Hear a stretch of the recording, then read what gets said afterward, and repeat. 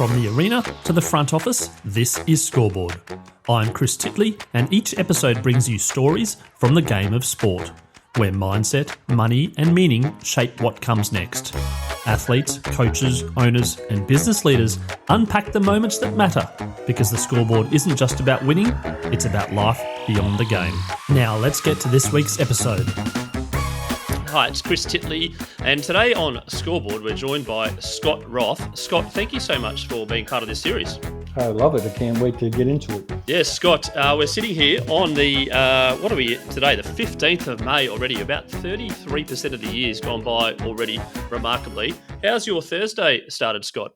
Well, I just came back from the beach, so I'm in Florida right now on my vacation from the season, and I spent about 2.5 months here. I left Tasmania obviously about a month ago, so I have about another 6 weeks to 8 weeks until I have to get back.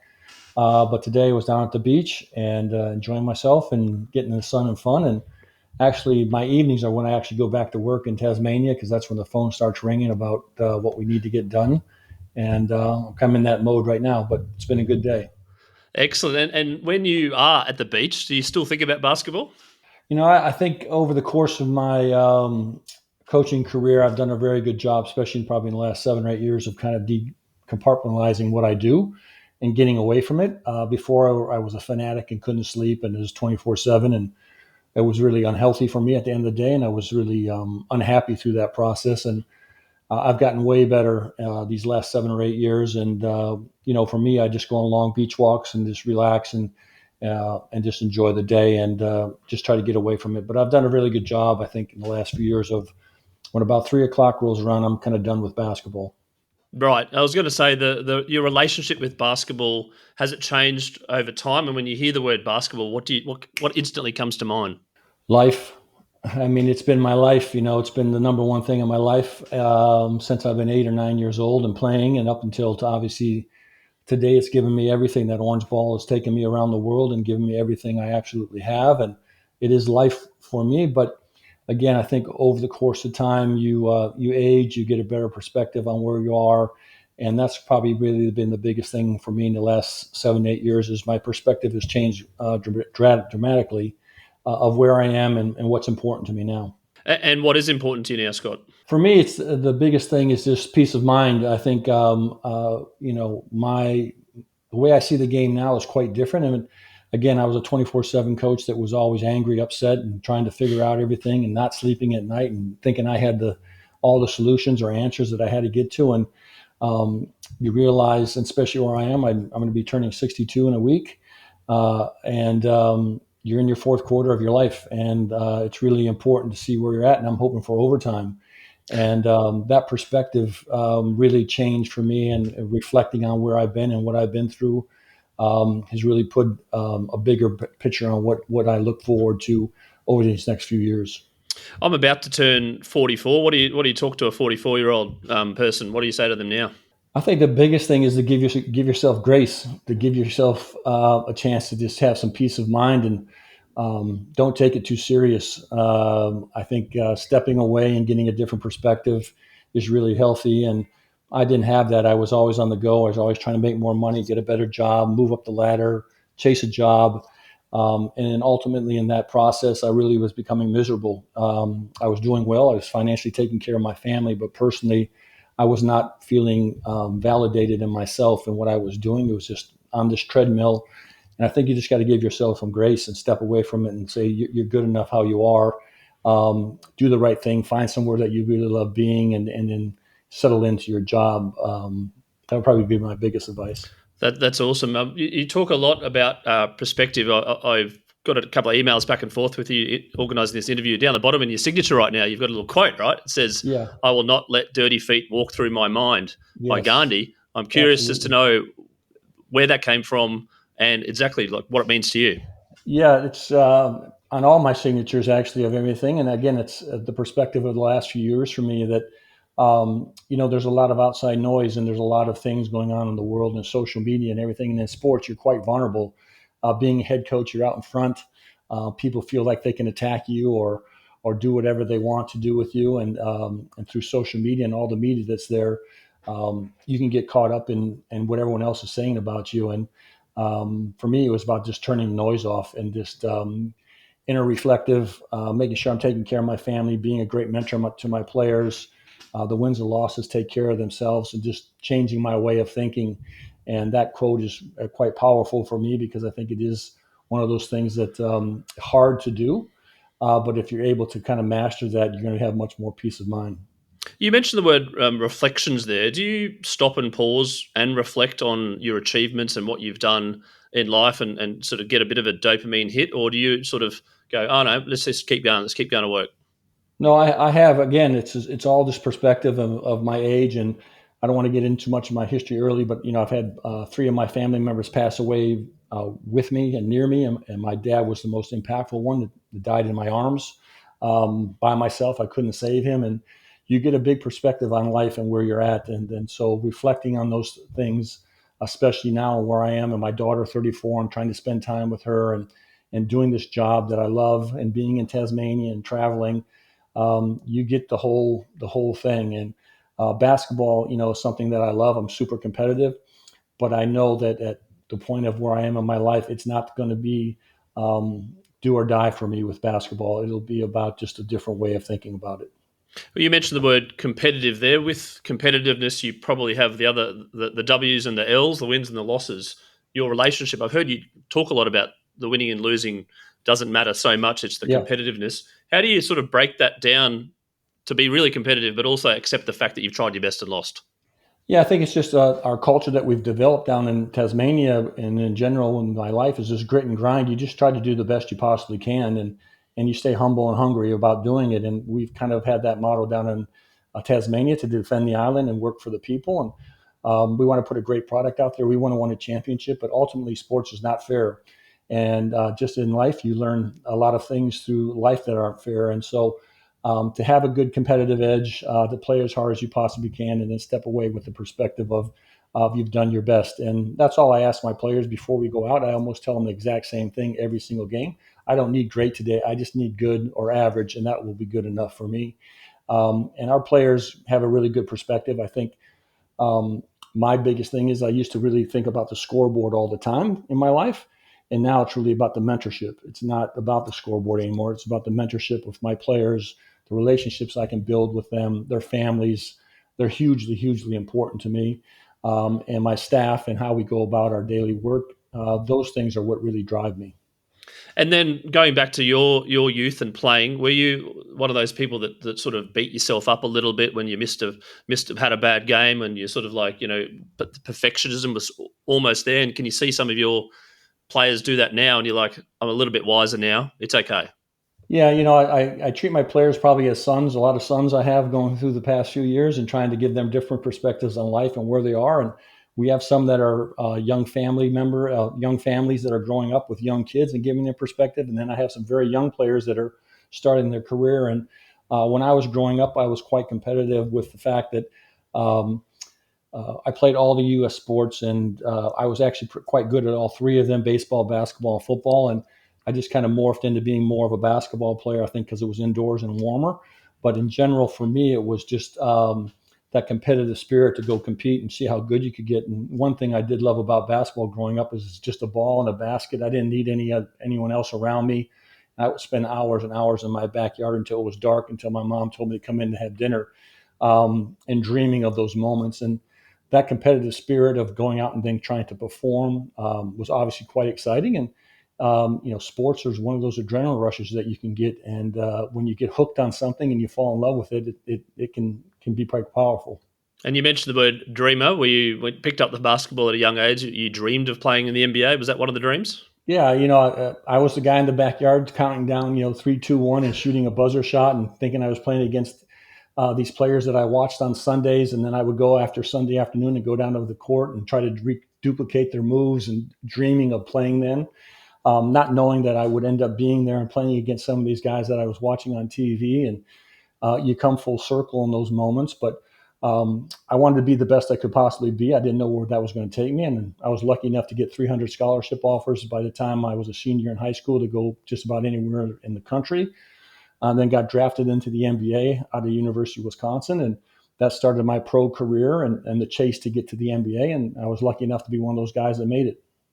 Yeah, and I was just thinking about the 300 offers. Were they all back in they were mail? It wouldn't have been emails back then, right?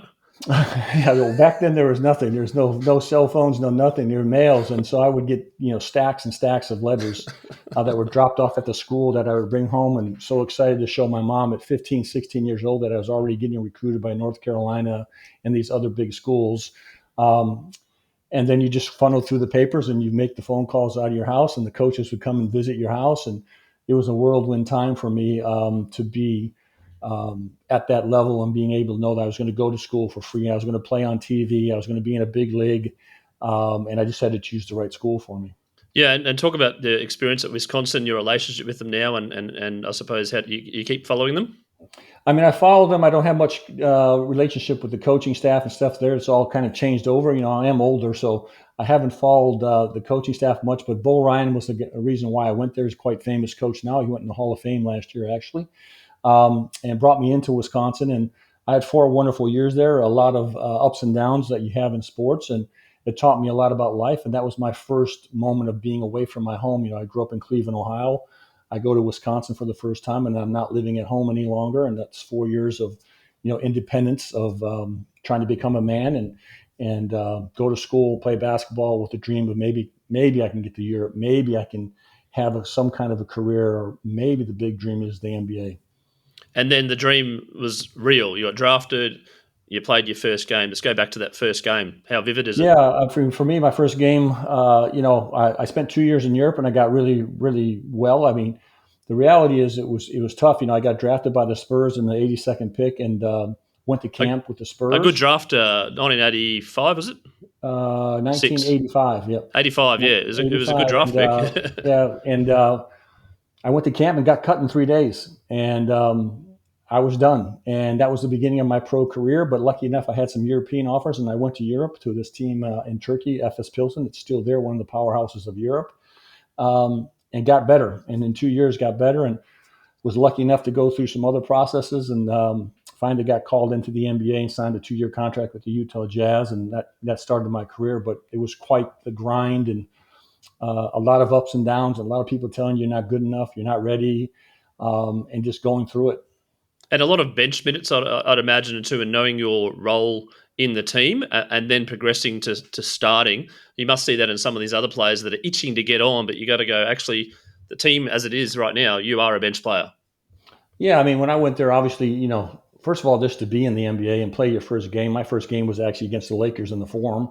I got to guard Magic Johnson in my first game, and you know, I'm coming off the bench and playing minutes here and there, and I'm playing with Karl Malone, who I lived with for my 2 years, and John Stockton, and both Hall of Famers. And I'm living the dream, but I'm not at the level of those guys, and I'm just trying to survive really in the NBA and see if I can keep my foot in for 1 year, 2 years, or 3 years. And that's what I did. I just got there early, stayed late, and created a pathway for me to allow me to get to that point. And I share a lot of experiences to our players during the course of the season. They're probably tired of some of my stories, but the reality is that the grind and the fight to get in is real, and you have to stack days, and you have to be disciplined, and you have to follow through on what you're going to do. And it's quite hard when you're younger, and passing those things on to these younger players, and knowing that there's something at the end of the day for you if you can just stick with it long enough. I just told my daughter today, she interviewed for a job. I said, everything you want is on the other side of hard. And you're going to have to find that way to get to that other side. And the resilience and grit to get there is not for everyone. And to be pushed and to get you there and get you uncomfortable, it takes a lot of pain to get over that edge. And speaking of pain and uncomfortableness, every day is different in your life. Do you feel like there's uncomfortableness and pain in most days, and actually probably on a balance is probably lower than it should be, and you got to get that up to a little bit of happiness and an endorphin and dopamine? Yeah, again, for me, my uncomfortability or my pain that I have now is much different than it was younger. My pain now is, making decisions on our rosters or having to cut players that I really love that have really impacted for example, Tasmania, that started the culture with me, and we won a championship, and now I don't bring you back, and I have to make these tough decisions that are best for the organization and where we are, and those are my painful days. Um, when you fall in love with not only the game, but when you fall in love with the process of what it means, and then you have players that reciprocate that back to you, and now you have to have those tough conversations and sit across from them and say, we're going in a different direction. I love you to death, but we have to go in this direction. It's impactful to him, his family, and other people. And so those are my worst days. And if those are my worst days, I can obviously be quite happy about it. When I was playing, it was a whole nother different deal of, the ups and downs and not playing and getting cut and changing teams and telling coaches that you weren't good enough. That's a mental gymnastic that's really hard to deal with. In the background, you've got the Timberwolves. Now, the Timberwolves, you Yeah. played in the inaugural season, the inaugural first Yeah. ever game. You talked just before about building culture Yep. at the JackJumpers. You were there for the first game. Absolutely. You also, the first ever win, the Timberwolves, was Yeah. an overtime win. Yep. First ever win for the JackJumpers Yeah. was an overtime win. How do you go in your mind just going, this is almost a bit deja vu like? Yeah, I mean, those jerseys behind me remind me of the journey. Those are my three teams that I play for. Those are my original jerseys with the Timberwolves, the Spurs, and the Jazz. And they're a nice reminder to come in and look, and I get a smile when I see those. But there's always parallels in sports, and there's always parallels in what you're doing. And, you can find these connections that are quite unusual. And that one you just found was actually quite unusual. And, they're just part of the game. Yeah, and then I suppose the building the culture versus having a culture and having something which is, as a coach, you can make your mark on, I suppose, as culture, but from scratch. Like, this is a new challenge, and obviously the Timberwolves have built a culture since then, and in the Western Conference, hopefully in the semifinals or finals shortly. Where do you start? Do you just go, right, how do we build a culture? Let's get a whiteboard and go, right, let's go. I tell you, it's 30, 40 years of experience when I got this job with the Tasmania, and I got there, and I think there was 5 or 6 of us in the front office, no basketball staff, no coaches, no nothing. And they said, Scott, if you win 4 or 5 games this year, be happy. But it's going to be a heck of a road, and it's during COVID, and you got to put this team together very quickly, and then we got to go play these games. And the number one thing I thought was not about winning or losing, but just finding the most high character players I could get that needed a second chance, that needed some love, that needed a new environment. That had an ego that wasn't too big, but big enough that they would buy into what I was going to sell them. And then more importantly, trying to connect the state. And I spent so many hours just driving through Tasmania and listening, not being the arrogant American that thought I knew everything from the NBA, and just listening to what Tasmanians wanted in a basketball team and the work ethic and the work culture. And I was lucky enough to come up with Defend the Island, which has now resonated across the state for the last few years, and our motto of what we go and how we go about our business. But for me, I was in the perspective of, and I think that was my advantage, as a young coach would have been trying to win right away, probably sacrifice some values just to see if he could keep himself alive to get to the next gig. For me, it was nothing about that. It was, can I build a foundational piece here that will build this team the right way? Because I didn't really care about the winning and losing in the beginning, but I cared passionately about the people of Tasmania, and that we were going to represent them correctly, and that we were going to build this being a state team. And so I spent hours and hours driving. I spent hours and hours doing what we're doing right now, Zooming and talking to players and finding out what their passions were. And I was lucky enough that I got the right guys early on. And, if you get it wrong, you can't put the toothpaste back in the tube. And so I got lucky, and I got the right staff and the right group together, and the right values right off the bat. Yeah, and talk about those values and how ingrained they are with your team and yourself, and reflections, I suppose, of being transparent to them to say, this is what we want to build, this is our club, and then the buy-in from the players. How did you go with all that? Yeah, I think it will start off that you'll see and hear us, and you'll see our players have a common language when they're getting interviewed and talking, and you'll hear grit and grind, you'll hear humble and hungry, you'll hear what Defend the Island means, you'll hear the JJ's way.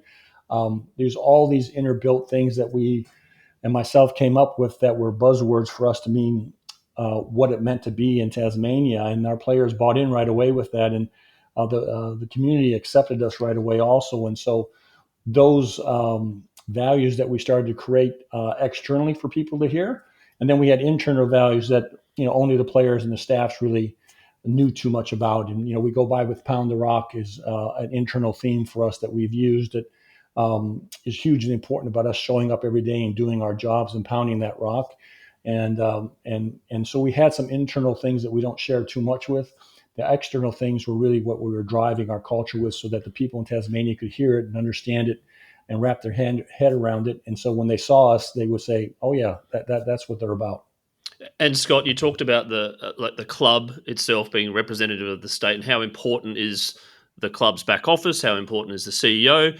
The reason why we're doing this podcast is because I did Yeah, one with Christine Fennick, and yeah, lovely. She mentioned about the importance of the coach and the relationship yeah. between the CEO and the coach. And now you've got Yeah. new owners as well. Can you talk about how you manage your stakeholders, not just the Yeah, players? it's been a unique little journey there, because we are separated office wise, so we're about 20 minutes apart. But when I first initially got there, at that point, Christine was the head of a marketing. I can't quite remember her title, but she was second in command behind Simon Brookhouse at that point, and um, she morphed into obviously the CEO in the last year and a half, and our relationship grew over that time, and we learned what we liked about each other and didn't like about each other, and we spent an enormous amount of time. She was very key in the branding of the organization and my vision of what I thought the organization would also look like. And lo and behold, she becomes the CEO. And we're like peanut butter and jelly. We get along perfectly. We support each other. She's one of the first female ever to be in this position, and I really want to make sure that she's successful in that. Again, I'm in my fourth quarter. I'm on my way out. She's just starting her trajectory, and it's really important that I stand behind her and give her advice when I can and help her along the way. And that synergy is really, really important. And it starts from the top down and it trickles through our whole organization, and everyone's on the same page. And it's really important for me to set that tone. I am the visual leader of our franchise because I'm the one that everyone usually gets to see the most. But Christine is driving everything in from the front office, and we have wonderful people working there. And it's a family club, and it's run the way I dreamed it would run, and the fact that we're all trying to do the right things for the people of Tasmania. And if you set like a 5 year goal, I don't know if you're a goal setter or not, of the club, where would you like the club to be? Well, I'm not much of a goal setter. I used to be, and again, that's changed my perspective again. But for me, it's been more about building this cultural foundation, branding this team across the entire state, defending the island. And in 3 or 4 years, I want to just make sure that the quality of what has been laid is for the next person in line to come in, that they don't have to do that all over again, and that they can put their own little tweaks on it. I think sustainability is huge in sports, and the only way to do that is to have a strong culture and belief system and stick with it during the good times and the bad times. And when you don't have a great season, you still have these strong cultural values that everyone is living up to in the front office and on the floor. And those things I hope will be permanent. I hope that's part of my legacy there of building something that will be sustainable long after I'm gone.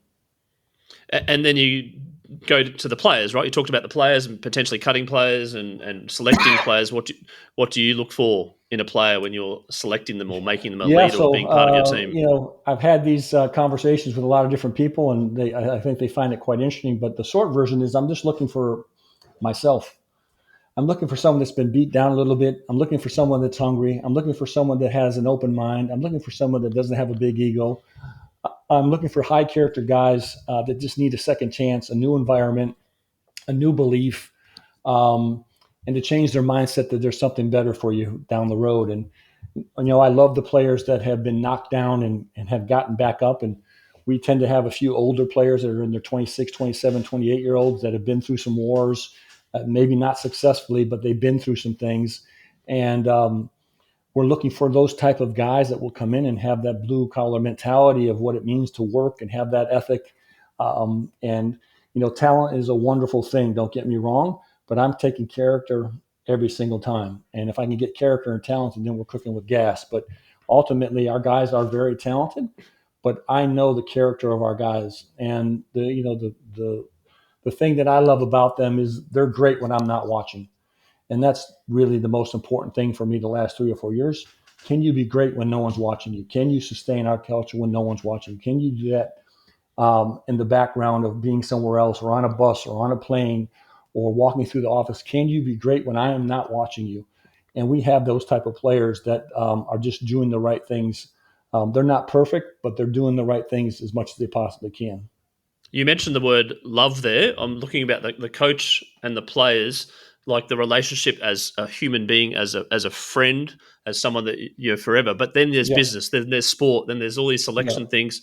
And some coaches might go, no, the coach-player relationship, I'm the coach, you're the player. How do you Yeah. manage that in the grey area, and what's your little, Yeah, secret to when I was success? growing up and playing in the NBA, listen, when they only shook Karl Malone's hand and John Stockton's hand, they didn't know who Scott Roth was. So when a coach came in that day, I probably never got spoken to. That was just the old days of I take care of the stars and the other guys just do whatever they need to do. And in the modern era, you got to touch them all. You got to be on top of what you're doing if you really want to be good at it. And for me, uh, I lead with vulnerability and I lead with empathy. And we talk about a lot of things in the Jack Jumpers that I'm sure don't get talked about in other locker rooms about love, about what it means to be shoulder to shoulder with someone, to understand their story. We spend a great deal of time getting our players to be quite vulnerable to each other over the course of the season so that you know who you're going to battle with every single day. You know why you're coming to your job every single day. And we're exploring the other side. We're reading books together as a group. We're doing different things that are creating this vulnerability to each other that I think is quite unique in sports, but I think it's very powerful at the end of the day to create the connection. And team chemistry is a wonderful thing. It'll overcome a lot of different things, and it'll get you a chance to win a championship. You talked about vulnerability, you talked about empathy there. What about prosperity and seeing some of these players that you've coached go on to do better things, like the video that you watched about the selection of the Olympics, or they're getting picked in Yeah, the NBA, etc. For yeah. people like Will Magnay, Clint or Jack McVeigh. Yeah. Yeah, we have so many stories, and that is the joy. The agony is when I said you have to make the decisions. The joy is watching these guys blossom into great fathers. The joy is of Jack McVeigh that came to us 3 years ago that really nobody really had any thought about, and convincing him to do some different things, and then seeing his 3 year trajectory, and then get to the NBA at 28 years old. Like, what a story! And last year to watch the Olympics, and we have three guys from the Jack Jumpers running around in the Olympics in Paris, two boomers and one in the South Sudan and Majuk Dang. And so that joy of where we started and then to win a championship and see these players' success and my coach's success. And we have some obviously Tasmanian coaches, and to see the joy that probably in their lifetime they haven't had or ever believed that they would win a national championship like that for Tasmania. That's what it's all about for me. I mean, those moments are priceless. And then on the other side of the curve, you're looking at Jason Tatum recently with the Achilles injury and just the heartbreak as well. Yeah. And that's sport and that's life. And how do Yeah. you comfort some of your players that you think, oh, this person's going on the right trajectory, and then bang, the Yeah, well, Achilles we had it goes? this year. We had multiple guys that were really about ready to take off and come back. And Sean McDonald's a perfect example of getting hurt twice for us and knocked out most of the season. And then Will Magnay's playing the best basketball he's ever played of his life, and then he breaks a toe of all things, and we misses the last 8 or 9 games for us. And so those moments are heartbreaking because they're so close to breaking through, and then there's that wall. But it is again the grit and the resilience to get back up on your feet, and can you go back and do it again? And again, it goes back to finding the right guys with the right character and the right mindset to have that mode. But it's heartbreaking. Sports are heartbreaking. Again, it is not fair, and you can do everything right and still somehow or another not live up to what everyone else is thinking about. And basketball has been such a big part of your life, and over the course of the time, we're living in a digital age, we're living in a technology age. There's data points everywhere. How do Yeah. you go with all the data points now? You know, I keep it by KISS. I keep it simple, stupid. So I'm very in a silo in a lot of ways, and just try to just stay in my lane. And I'm not the smartest guy by any means, and I try to keep his things simple and stay away from all that stuff. And if something is important, it'll get to me, and I'll take a look at it. But for the most part, for me, is I stay in the silo and stay off of social media, stay off the things that are I don't want to see or hear or think about. And then the data and all that other stuff is just numbers at the end of the day. Human beings play basketball. It's not one on paper. It's actually one on the court, and it's done with the work. The game's quite simple. It really is. At the end of the day, it's just can you duplicate and stack days and have a little luck. And if you are able to do that and have great players with great culture, you're in a good spot. In the previous podcast I did with Christine Finnegan, she said these words: "Feedback is a gift," and I've never heard that before. And it actually really hit me hard because of being a parent and a dad, Yep. etc. I'm interested to know your thoughts on feedback, criticism, all that negative noise that I suppose you can get on social media, which you don't Yeah. read. But do you ever sometimes sort of read it and go, "Oh, okay, that's what they're saying"? Yeah, well, listen, early on, it drove me nuts. It drove me to the point of really probably depression and just being pissed off every day because people are saying crazy things about you and you're reading it, and the more the social media became involved, the more you're seeing it. And it's really easy to say, well, don't look at it, don't watch it, but it's really hard for these young guys to turn that off. That's how they live their lives. And for me, early on, that stuff drove me nuts, because it was attacking my wife, attacking my daughter, attacking me, tell me I'm the worst coach ever. All these things can be quite hurtful, and eventually you do have to kind of just turn this noise down and move forward with your life. And those moments, again, for me in the last few years of I will not allow dirty feet to walk through my mind. I'm just not going to put out with it or tolerate it. And I do read things here and there, and things get sent to me, but I'm not driven by those people. The people that matter to me in my life are the ones that are super close to me, and I'll take their feedback any day. And when it comes to learning and understanding about different techniques, I suppose as coaching, you say you swim your own race, but surely do you kind of like look at other coaches or players and you Absolutely. go, actually, how do I learn from them and how do I become a better coach? Yeah, absolutely. I mean, listen, no coach really has invented very much. Everyone's stealing everything from everyone. I don't care what sport you're in. You're on YouTube. You're stealing different plays. You're watching different teams play. Um, and I'm learning from my coaches, and they're seeing different things, and their interpretation of something is quite different than me. And there might be 30-year age difference between one of my coaches and me, and they're seeing the game in a different way than I would. And so you have to be, eyes and ears, and you have to take some of that criticism or response back or other ideas and process that for yourself. But everyone's stealing everyone's stuff. There's nothing that's overly been invented. Basketball, again, is quite simple overall. The refereeing changes, the entertainment factor changes, some of the outserior things of the games change. But on the floor, there's only 10 guys running around, and the court's only so big, and there's only so many things you can do. And in terms of coaches, you've had a pretty special relationship with Don Nelson in your life. Do you want to talk about Yeah. how that began and I suppose the communication that you have with him now Yeah, and the Nelly's friendship? Yeah. been, it's actually, I think his birthday is tomorrow, now that you remind me. So I think it is tomorrow. But I'm actually looking at a photo here in front of me here of when we won his second last game of the year of being the winningest coach in NBA history until Pop broke it the other day. And last year, pardon me. But he was a special guy for me. I got him early in his middle of his career with the Mavericks, with Dirk Nowitzki and Nash and those guys, and learned a ton from him. And I was just starting to figure out how much I loved coaching or not coaching or what I really wanted to do. And then I was lucky enough to get him at the very end of his last year and live with him the entire season up in his penthouse on the other side of the penthouse. We had Steph Curry and a wonderful team, and we won him the winningest coach in NBA history by the end of that season.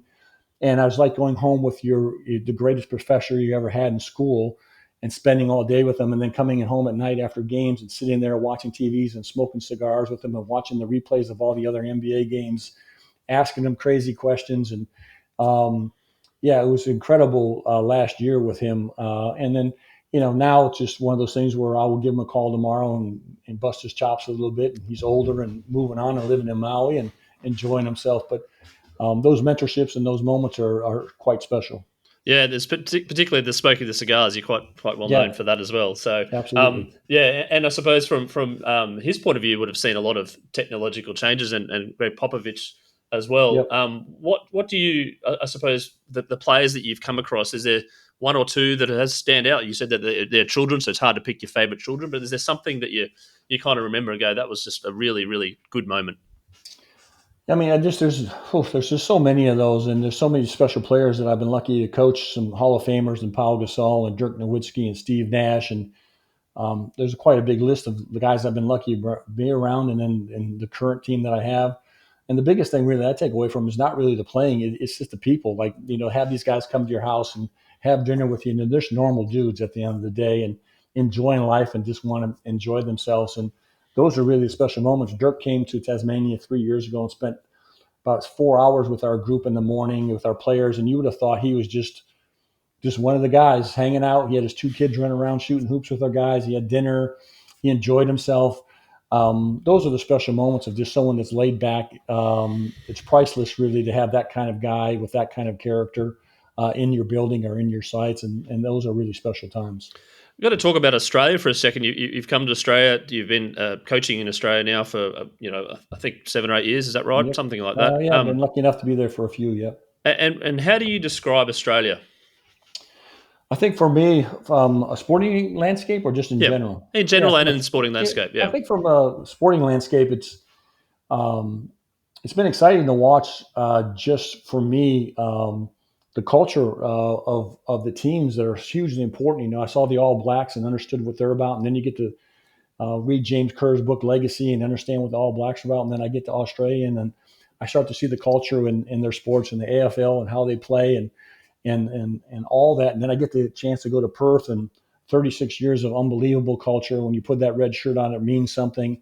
And I never really felt that. You don't have that kind of feeling in the United States. Now, there's some great companies, some great schools, but the actual culture of having something built that's sustainable that you're seeing every single day and feeling when you walk in the building, I never had that until I got to Australia. And that's one of the things I wanted to duplicate when I got to Tasmania. And I think the conformity of the people, the rallying around one team or run sport, is quite powerful. And it's one of those things I really cherish about the fan bases there that are really passionate about who they cheer for, but they're very much about doing the right thing, and they really love the teams that are doing the right thing. And a lot of times we hear that we're the second favorite team in Australia for a lot of players and a lot of people because of how we carried ourselves. And I'm quite proud of that.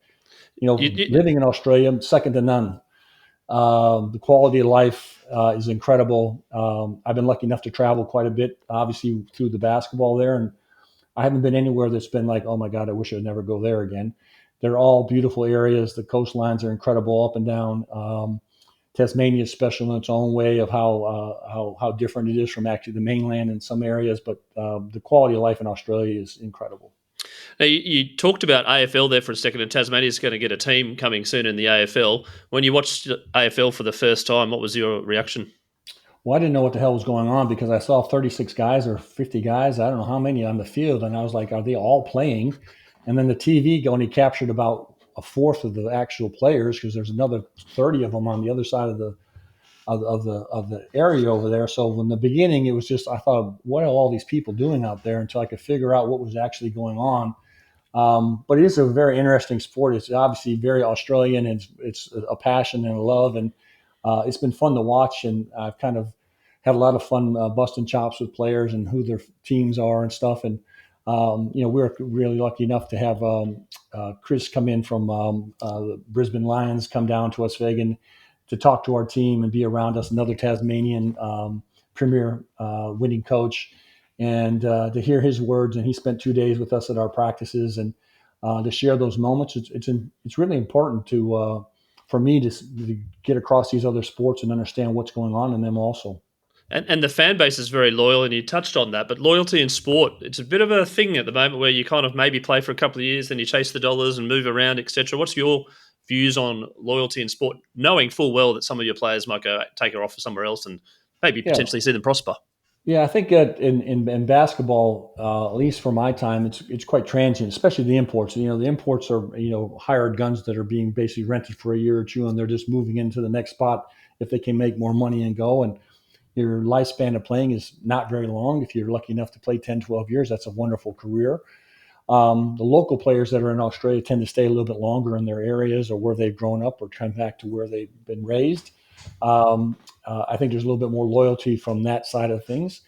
But we do have a great fan base in Tasmania. I think it is the best in the NBL.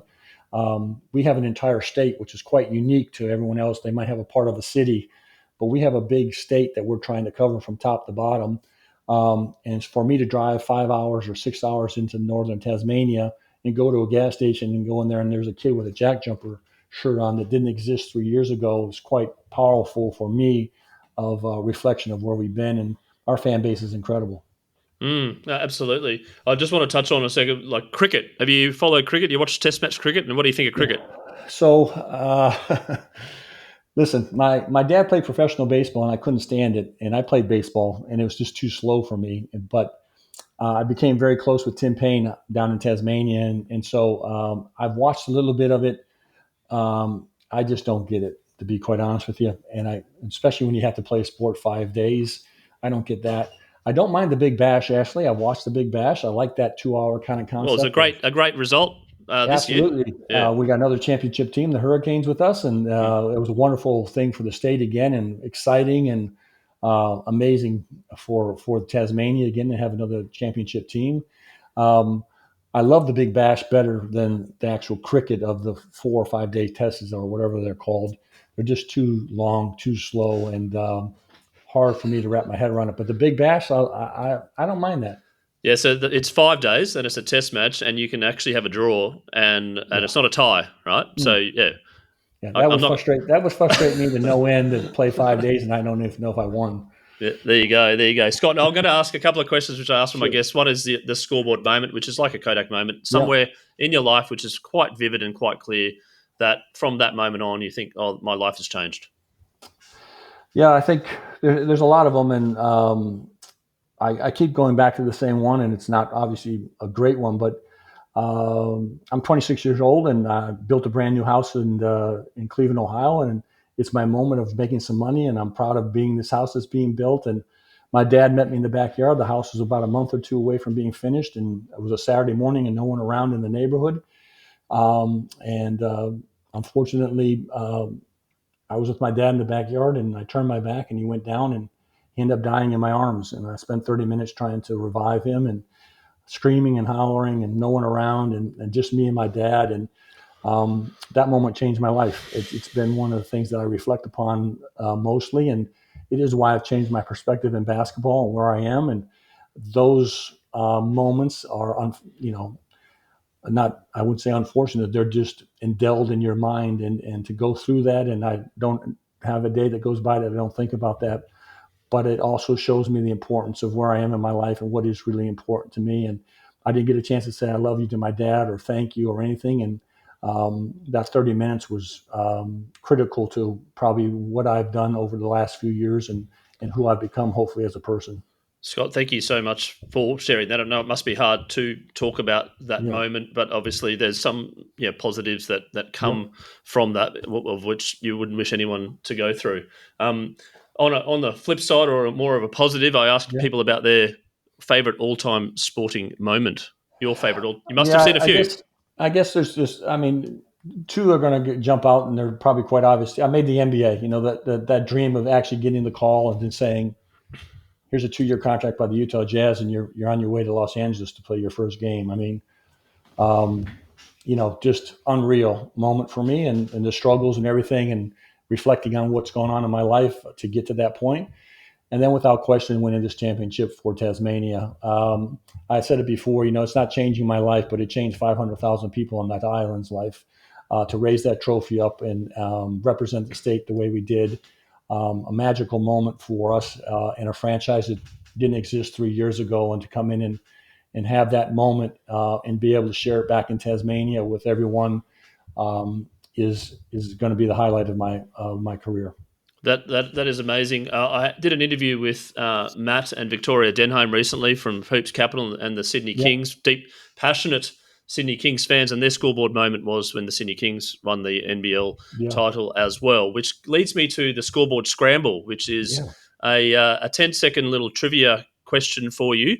And what you're going to have to do in these 10 seconds is I know it's late at night, so you might not be, the brain might be starting to go to sleep a little bit, but you're going to have to spell the word basketball backwards. And I'm going to start the timer for 10 seconds starting now. Well, it's LLABTEK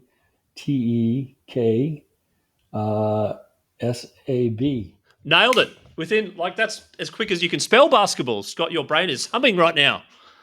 I don't know about humming, but that's a heck of a thing, though. You've just nailed it.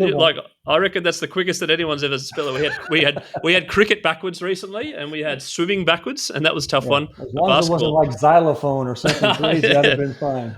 Basketball is on the brain. I'm going to ask with one final Sure. question, which is in two parts. One is, what's some advice that you can give to younger kids right now playing sport that potentially want to be at the highest level and be a high performer and be a professionally paid athlete?